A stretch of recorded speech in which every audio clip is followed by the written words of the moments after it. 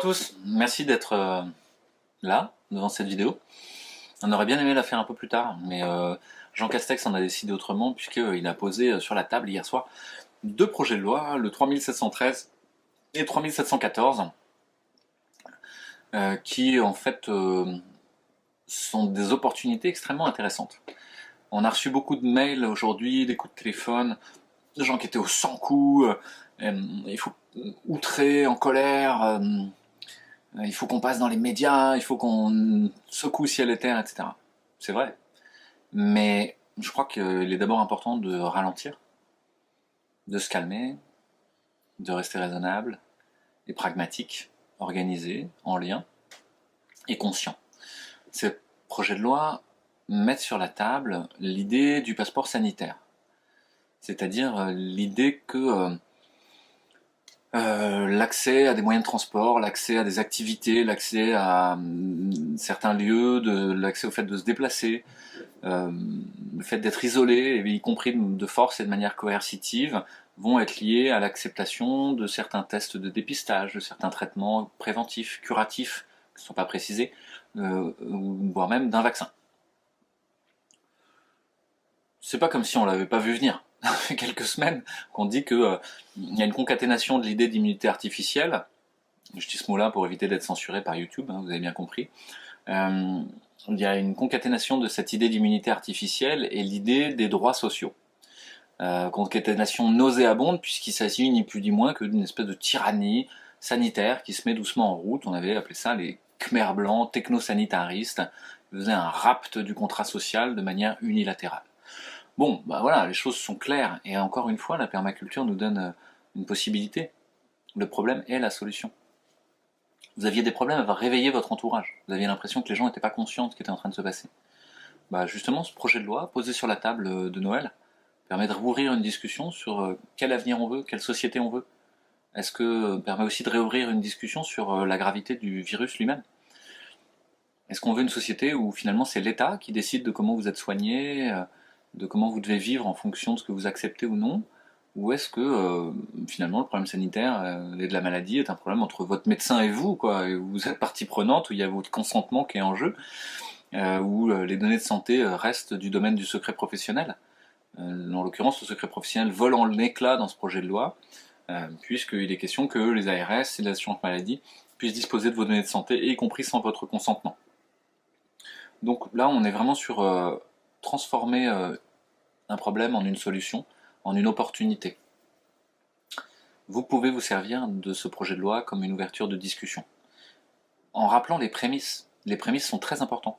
Le prémisse, c'est que la stratégie d'immunité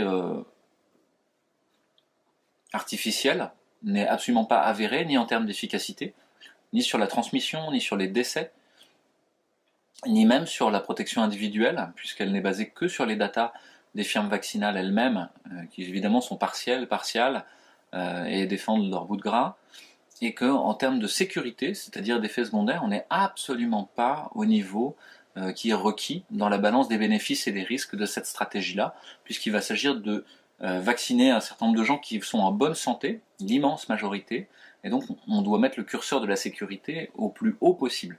D'autre part, elle permet de réouvrir le dialogue sur les stratégies alternatives qui existent, et puis sur la réalité de cette épidémie. La réalité de cette épidémie, vous le savez, c'est une mortalité qui est aux alentours de 0,05% en population générale, c'est le nombre de morts sur la population générale, et qui est même plus basse dans certains pays, 0,02%.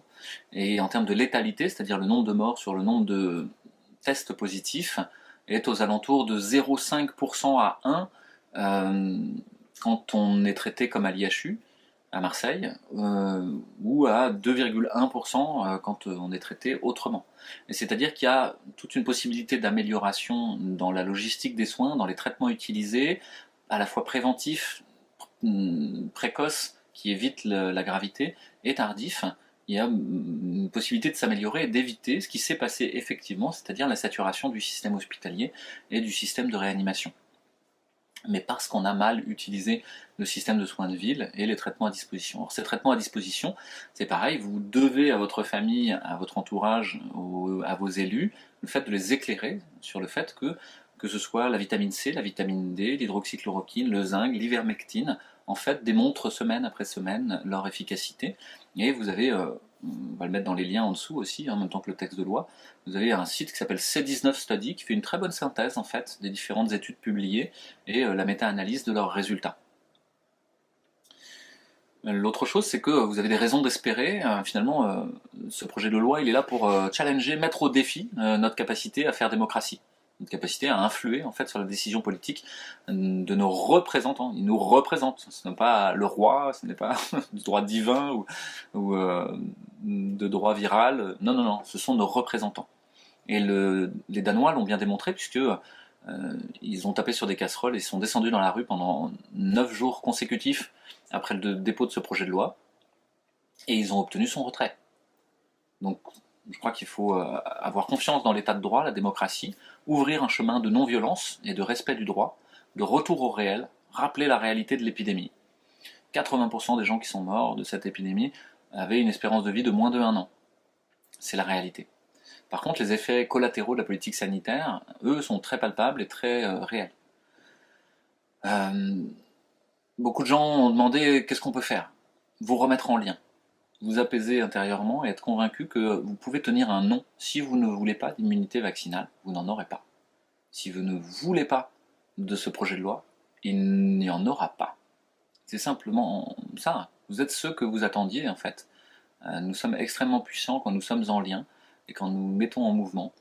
Donc je vous propose de lancer un brainstorming là à partir de cette vidéo, en lien avec vos collectifs locaux, avec vos amis, avec les gens dont vous partagez cette idée que quelque chose ne va pas, et pour essayer de proposer des actions concrètes. Et la première action concrète que peut-être on peut rappeler, c'est l'idée que ces représentants dont on parle, le législateur notamment, les députés, en fait doivent être accessibles au discours que nous portons.